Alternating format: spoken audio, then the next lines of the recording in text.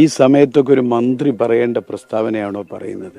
ഒരു ഉത്തരവാദിത്തപ്പെട്ട ഗവൺമെന്റിന്റെ ഒരു മന്ത്രി ഈ രൂപത്തിലൊക്കെ പറയുന്നത് നിങ്ങൾ ആലോചിക്കുക.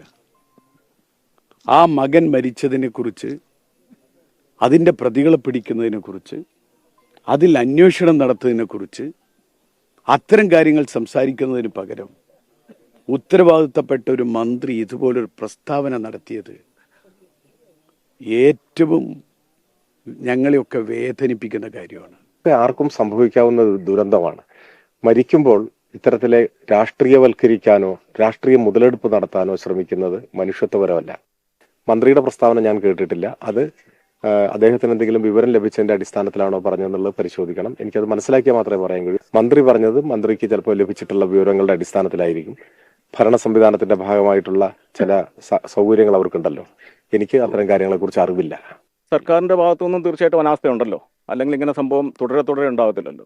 ഇത് ഒരു ഇതാണ്. അതേപോലെ തന്നെ എന്തോ ബഹുമാനപ്പെട്ട വനമന്ത്രി എന്തോ ഇതൊരു രാഷ്ട്രീയ ഗൂഢാലോചനയാണെന്ന് പറയുന്നു എന്ന് പറഞ്ഞു കേട്ടോ എൻ്റെ സുഹൃത്തുക്കൾ പറഞ്ഞു. പക്ഷേ ഒരു രാഷ്ട്രീയ ഗൂഢാലോചനയുടെ കാര്യം എന്താണ്? ഒരു പാവപ്പെട്ട 15 വയസ്സുകാരൻ്റെ ജീവൻ നഷ്ടപ്പെടുത്തുന്ന എന്ത് രാഷ്ട്രീയ ഗൂഢാലോചനയാണ്? സർക്കാർ ഇതിനെ വളരെ ലാഘവ ബുദ്ധിയോടുകൂടി കാണുന്നു എന്നുള്ളതാണ് സത്യം. ആ പന്നി അവിടെ എത്തിച്ചതായ സർക്കാരല്ലേ? ആ പന്നി മനുഷ്യൻ ജീവിക്കുന്നിടത്ത് പന്നി വരാൻ പാടില്ലല്ലോ. പന്നി കാട്ടിലല്ലേ ജീവിക്കേണ്ടത്? അപ്പൊ അതിന്റെ ഉത്തരവാദിത്തം മോറൽ റെസ്പോൺസിബിലിറ്റി സർക്കാരിന് തന്നെയാണ്. അതിന് പാട്ട് പാടാൻ നടക്കില്ലേ? കൽപ്പറ്റയില് ഇതേ ഇപ്പൊ പന്നി പിടിച്ച് പുല്ലി പിടിച്ച് അവിടെ തെരയുമ്പോ കോഴിക്കോട് കടപ്പുറത്ത് ഫാഷൻ ഷോയിൽ പാട്ട് കാണും കേരളത്തിലെ ഫോറസ്റ്റ് മന്ത്രി. കണ്ടാണല്ലോ തോമസ് സാമ്രാജ്യം കത്തിയെരിഞ്ഞപ്പോഴേ നീറോ ചക്രവർത്തിമാര് വീണ വായിച്ചു നമ്മൾ ചരിത്രത്തിൽ വായിച്ചിട്ടുണ്ട്. അത് നടത്തിയവരാണ് ഇവിടുത്തെ ഫോറസ്റ്റ് മന്ത്രി. അവിടുത്തെ ജനങ്ങൾക്ക് അറിയാം. അത്രയും ഇതിനെ കുറിച്ച് പറയാം.